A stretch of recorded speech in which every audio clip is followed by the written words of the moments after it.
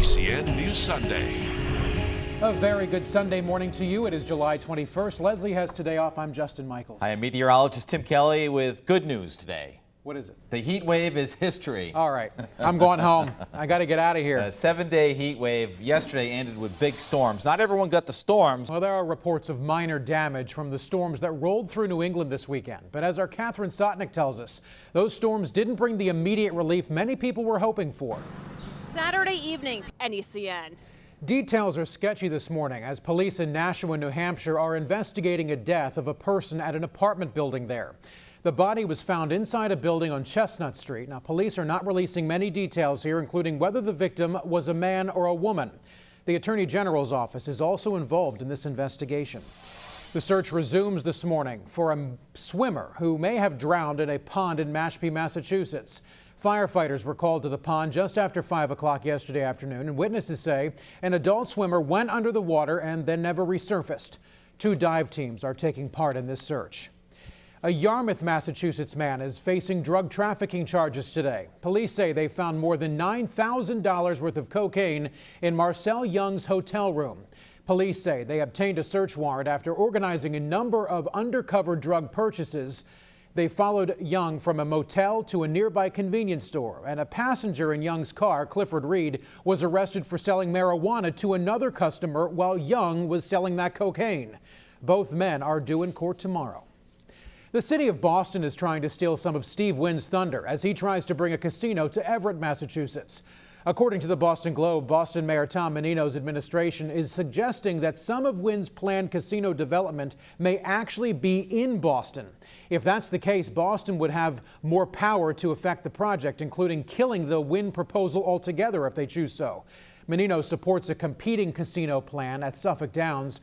Wynn says he's confident that Everett is the only community that hosts his proposal. Last month, voters in Everett overwhelmingly supported his plan.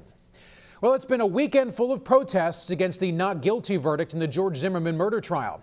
In Springfield, Massachusetts, about 100 men and women gathered at the federal courthouse on State Street. This was just one of about 100 other demonstrations held across the country. Our John Maroney has more. The mother of Trayvon Martin. Police in Northeast Ohio are expanding their search for more bodies today. This after they found 3 bodies over the past 2 days in East Cleveland. A registered sex offender has been taken into custody, but they're not charged yet. Investigators say he has a fascination with a convicted serial killer who murdered 11 women and hid their remains in and around his Cleveland home. Firefighters in Southern California are making some progress battling a huge wildfire there. The fire has burned 42 square miles and is now about 50% contained. Firefighters got some help yesterday in the form of cooler temperatures, but officials are concerned that unstable air combined with hot air around the ground level could create a strong updraft that draws smoke and embers high into the atmosphere. Well, it's been 1 year since that deadly shooting rampage inside a movie theater in Aurora, Colorado, and 2 of the people injured in the shooting marked the anniversary in a very special way. They exchanged their vows. Isn't that a touching story there from Colorado? Nice way for that story to end for those 2. Well, a legendary White House correspondent who covered presidents, 10 of them as a matter of fact, has died. Helen Thomas died in Washington at the age of 92. She was the only reporter with her name inscribed on a chair in the White House briefing room right in the front row. Now, Thomas embraced her role as a Washington institution. She did cameos in movies, gave lectures, and even wrote books about her life. President Obama did release a statement about Thomas's death, which reads in part, "What made Helen the dean of the White House press corps was not just the length of her tenure, but her fierce belief that our democracy works best when we ask tough questions and hold our leaders to account." Well, today is the final day of the National Sand Sculpting Festival in Revere Beach in Massachusetts. The centerpiece of this year's festival is a Boston Strong sculpture. Now, the piece pays tribute to the victims and first responders of the marathon bombings. Master sand sculptures from all around the world really are competing for thousands of dollars in prize money, and each year this festival attracts more than 500,000 people from across the country. That is so cool how they do that. Just amazing. And I think there were thunderstorms just north, just south. Now, if one of those thunderstorms came in, that would have made sort of a big mound. It would have blurred them anyway. Yeah, I know they use a special sand that compacts, but to withstand a 1-inch downpour, I don't know. Do they use some sort of? Oh yeah. They've secret sand. We cannot go down to the beach with a bucket and sculpt like that. No. No. I think we should try. Right. Well, it is always fun to make a little sand castle by the sea. Welcome back and good morning. I'm Justin Michaels. Meteorologist Tim Kelly, he has your full forecast coming up in just a few moments. But first, let's take a look at your top stories right now. More demonstrations this weekend stemming from the not guilty verdict in the George Zimmerman murder trial. From coast to coast, thousands of protesters called on the Justice Department to look deeper into this case. Dan Sheneman has more. No justice, no peace. In other news here this morning, Boston police are investigating two separate shootings over the weekend, one of them fatal.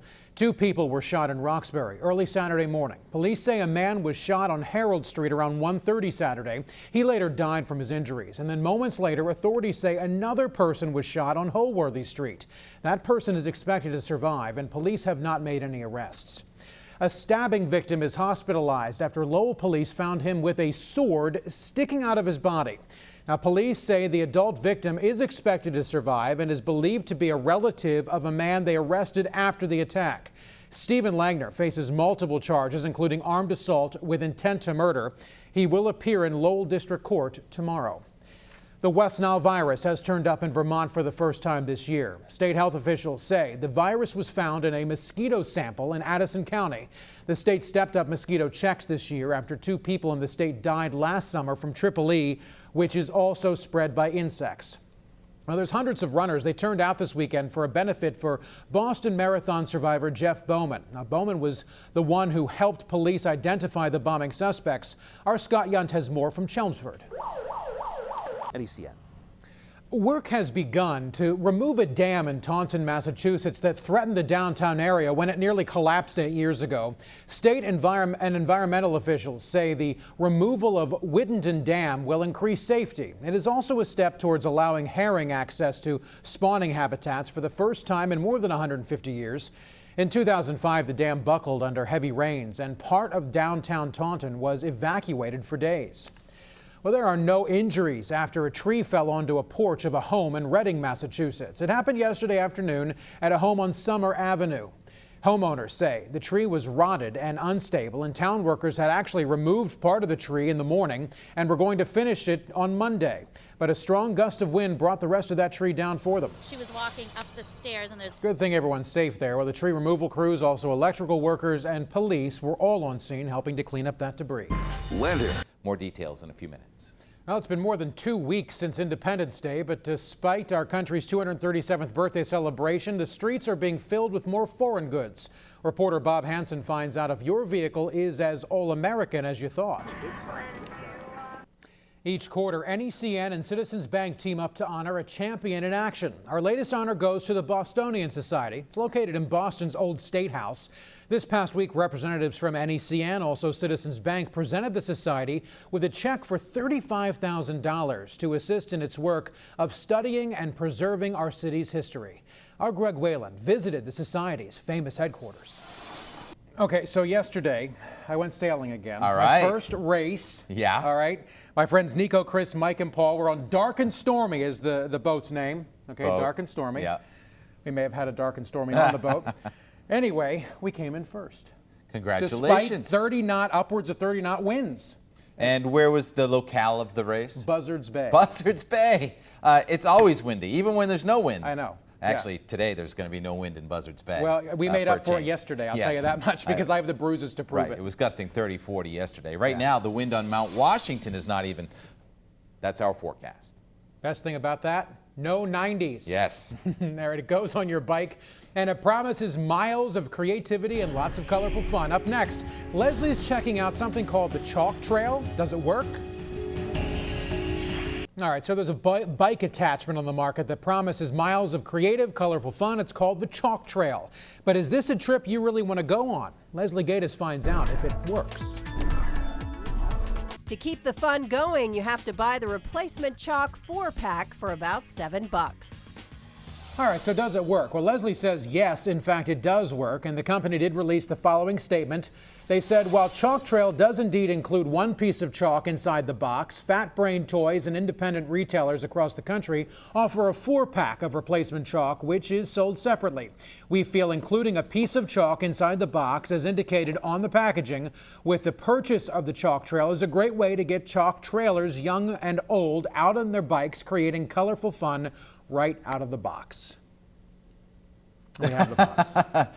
Yeah, it is somewhat misleading, and yeah, I like just kind of drawing. So you got to take that leftover chalk instead of throwing it away. I was going to say, what do you do with that? That's a lot of chalk left over. Right. You know? They're in Elkhorn, Nebraska, and they do have a website, fatbraintoyco.com. Well, if you're in Elkhorn, Nebraska, you can stop by and pick up some chalk because you're going to need some more. Yeah. Anyway, all right, that's all our time. I'm Justin Michaels. And I'm Tim Kelly. Thank you for watching NECN, New England's news station.